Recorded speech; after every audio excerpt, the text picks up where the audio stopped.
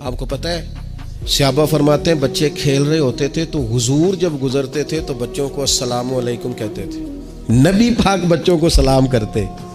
حضور فرماتے ہیں السلام علیکم، بچوں کو سلام کرتے اور پہل کرتے سلام لینے میں. آپ بچوں کو سلام کرنا شروع کر دیں، امید ہے بچے بھی سب کو سلام کرنا شروع کر دیں گے.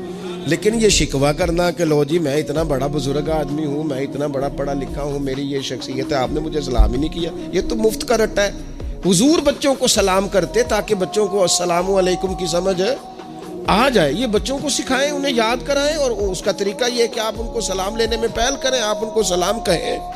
ہاں، سکھانے کے لیے آپ ان سے مطالبہ کر سکتے ہیں کہ یار میں نے سلام کہا ہے، تمہیں جواب دینا چاہیے تھا، ہم نے کیوں نہیں دیا، تاکہ ان کو سمجھ آ جائے کہ یہ السلام علیکم اور وعلیکم السلام یہ ایک سنت ہے. پھر اللہ کے پیارے رسول صلی اللہ تعالی علیہ وسلم بچوں کو چھوٹی چھوٹی چیزوں کے آداب سکھاتے.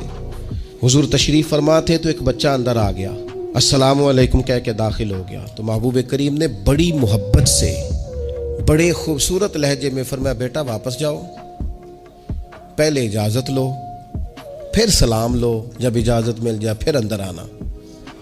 اس لہجے میں اتنی خوبصورتی تھی کہ اس بچے کے دل کی گہرائی تک میں سمجھتا ہوں بات اتر گئی ہوگی. وہ واپس گئے، انہوں نے جا کے اجازت مانگی، اجازت ملی، اور سلام لے کے وہ دروازے رسول پہ حاضر ہو گئے.